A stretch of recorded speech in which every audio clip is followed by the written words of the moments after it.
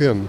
I speak as somebody involved in geopolitics, and I could say that we are in a world war, and this world war is different from all the other wars we have now, because it's a war that has many aspects. It has a military aspect, as you can see in Ukraine, and as you can see with the fact that China threatened Taiwan. But it's also an ideological war and an economical war, so it has many, many aspects. And economically speaking, I think that it involves mostly China. China wants to conquer the world in a different way. China wants to take advantage of the West, economically speaking, and I think that it was a big mistake to accept to have a free trade with China. You can accept to have free trade with free countries, but with a communist country, with a totalitarian country, it was obvious from the beginning that China would take advantage of the West. And so I think that many people have been blind about that, and now we are in an extremely bad situation. We are in an extremely bad situation because China has strong ties with many businesses in the United States and in Europe, and it will be very difficult to cut these ties now. And I think that the West has become dependent, economically speaking, of China, and that China will use that to destroy more and more freedoms in the West. And it would be necessary to find a way to stop China, but what makes it very difficult is what I just said, the fact that many businesses now depend on China to produce things, to trade with the rest of the world, and China is stealing the intellectual property of many countries, and China doesn't create anything. China steals mostly. Yes. And China makes the rest of the world dependent.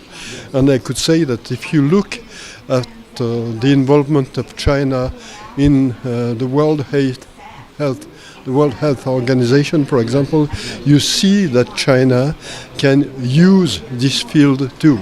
I think that the pandemic was an accident in China, but China did hide what did happen, and China did its best to take advantage of the situation. I could say that all the countries who have decided lockdowns did it because it was done in China. And I think that it would be necessary to see what are the ties existing between China and many politicians in the West and big businesses in the West. Because I could say that the big lab who created vaccines made billions and billions of dollars.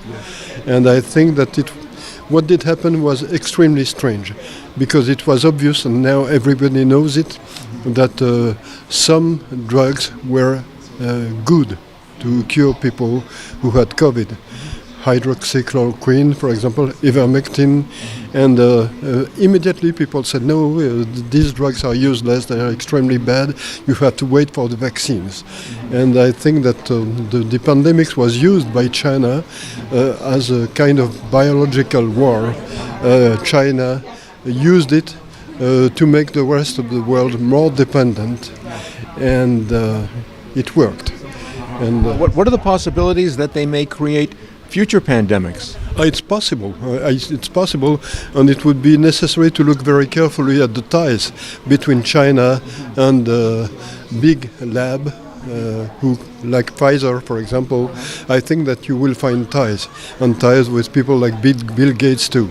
So it's a very different war, and the only traditional war that you can see on the globe right now is the war in Ukraine.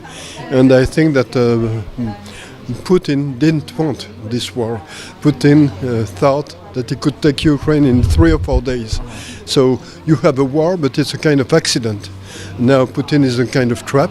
He had no choice. He could not be defeated. If Putin accepts to be defeated, he will be toppled. He will not be president anymore. He will not be dictator anymore. So he has to fight. But it was an accident. Putin thought that he could take Ukraine in 3 to 4 days. That's it. But isn't Russia now a threat for war against the U.S.?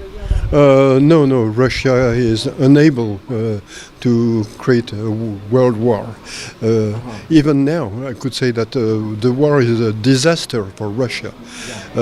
Russia has lost many contracts. Russia is losing money. Russia is losing men. You have more than 200,000 Russians that have been killed. And many Russians decided to leave Russia. And they went elsewhere. 1 million people left the country.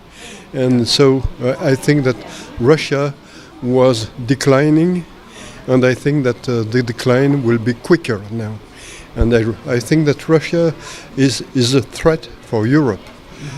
Was a threat for Europe. It can still be a threat for Europe, but it's not a threat for the rest of the world. The main threat is China. But Russia now has, at the time of this recording, Russia has an alliance for resupplying from China. No, I don't think that China will sell weapons to Russia.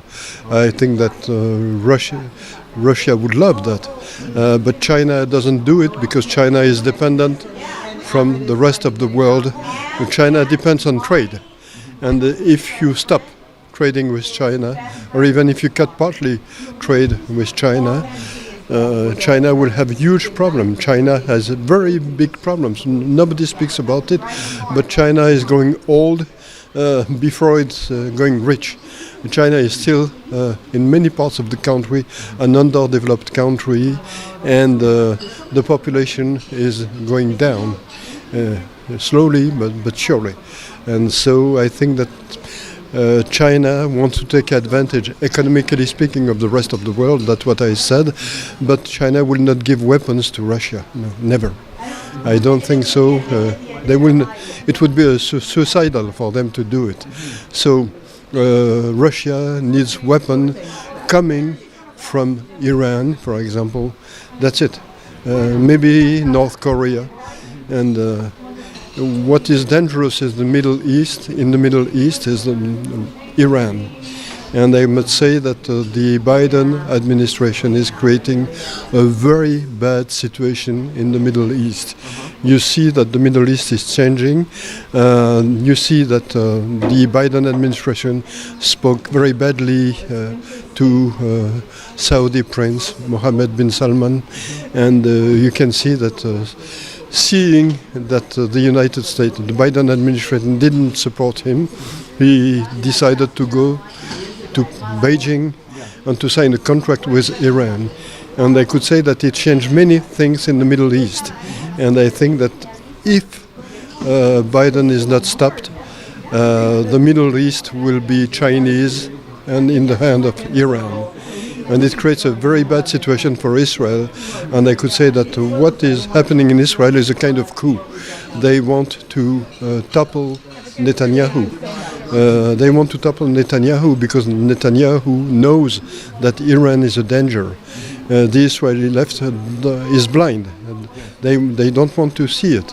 So the Biden administration wants to topple Benjamin Netanyahu right now. That's the reason why you had all these protests in Israel right now. To prevent Israel from stopping the Iranian bomb. Exactly. They don't want Israel to act against Iran. They want Iran to get the bomb, and they accept that Iran become the main power in the Middle East, and that China take advantage of this situation. Isn't that a betrayal from Washington of Israel, who they pledge? Yes, it's a betrayal. But I could say that the Democratic Party now is not what it was 20 years ago. Now it's a leftist party with anti-Semitic people like Ilhan Omar, for example, and people like Ilhan Omar would not have been accepted in the Democratic Party 20 years ago. Now they are perfectly fine with this kind of people. So the Democratic Party is now an enemy of Israel.